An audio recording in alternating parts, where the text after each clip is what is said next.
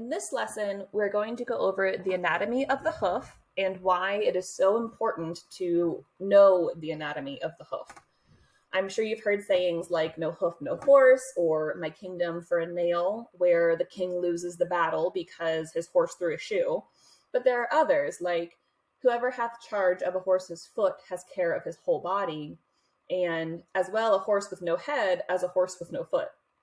And I like these because they just sort of display how humans over our history with horses have identified how vitally important the horse's hoof is. Forget about training, riding, deworming, anything else really. If your horse's feet aren't healthy, none of the rest matter. So one of the other reasons that I find hoof health so important is that a hoof will grow out from the top of the coronary band at about 6 millimeters per month. This means that if the horse gets a crack or an abscess or any damage to the hoof, it can take 8 months to a year to grow out. So unless you want your horse up and lame for 8 months to a year, I think the hoof health is just the most important thing. Now, identifying the areas of the hoof from the outside, like I said, it grows down from the coronet band, which is more or less equivalent to a human's cuticle. At the very top, we have the toe. At that sort of middle area, we have the quarter, and at the bottom, we have the heel, or the back, we have the heel or the bulbs.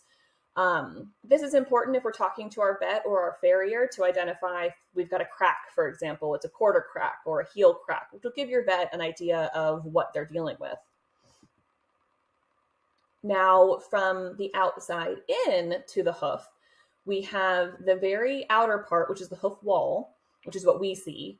There's the outer lamina or the insensitive lamina here, which is where a shoe nail will get driven into.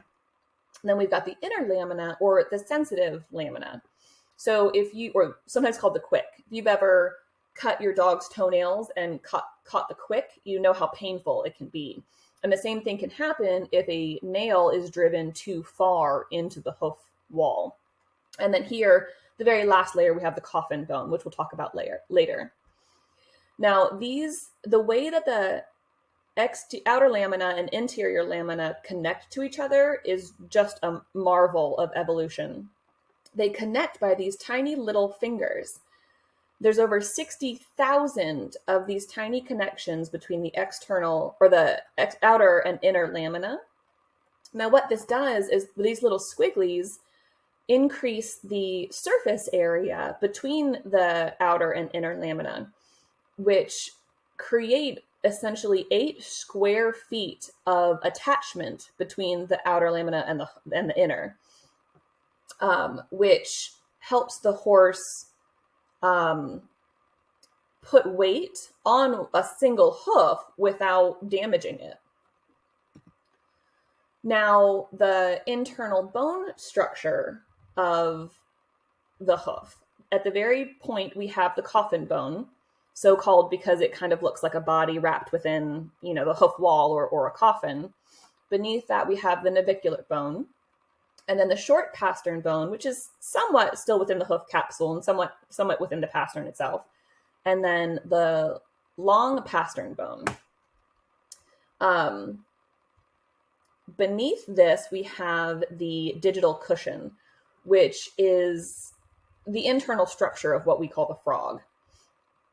So a sound hoof requires frog pressure or contact with the ground with every step.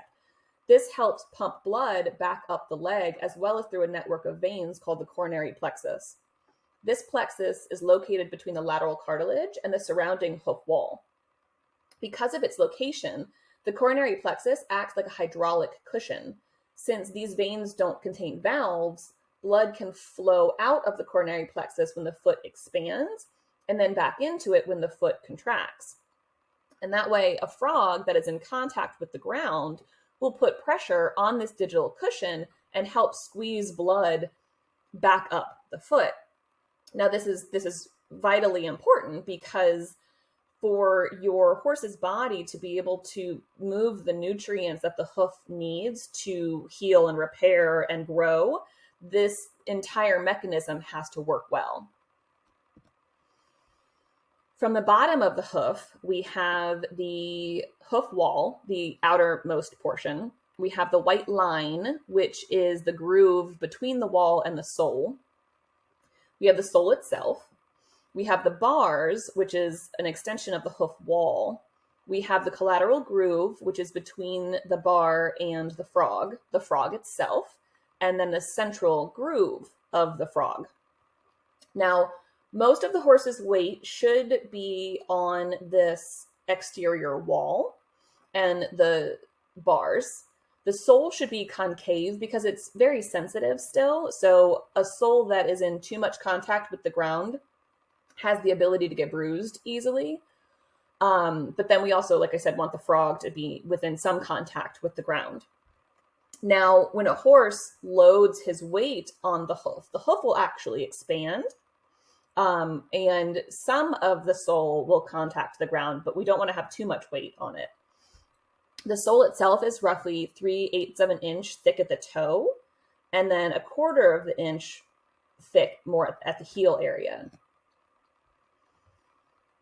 When a horse moves, the shock of concussion is diffused and dissipated laterally against the hoof wall instead of downwards. This is where the connections between the insensitive and sensitive lamina come into play. Because of those connections, it allows the hoof to expand, which will prevent the concussion from going upwards back through the leg and really damaging the joints. Like I said, the foot strikes the ground, downward pressure flattens out the concave surface of the sole. This distributes the weight laterally against the hoof wall, which can expand up to 1/4 of an inch. Now, at one phase of the gallop, the horse will have its entire weight and force of momentum on one hoof. So this mechanism that allows the hoof to expand is what allows the horse to put 1,000 pounds plus 35 miles an hour worth of force on one tiny little hoof. Now, this is where having an excellent farrier comes into play. In the wild, horses will walk up to 22 miles per hour over varied terrain, rocks, sand, brush, grass, rivers, etc., which will naturally wear their hooves down and ensure that only animals with quality hooves survive to reproduce. Now, over the millennia that humans have been domesticated horses, we have confined them to live in manicured paddocks or stalls or boxes with limited movement. And for example, in Virginia, we really don't have much rock where we are. So they're confined in paddocks, small paddocks. They don't get 22 miles an hour walking, and it's all grass, which sounds very nice, but this is where a farrier comes into play, because the farrier will have to manually remove the parts of the hoof that would have naturally sloughed off. In addition to the confined modern management of horses, we've also allowed, with shoes, we have allowed horses that have inferior hooves to reproduce, which means our modern horse is plagued by all kinds of hoof ailments.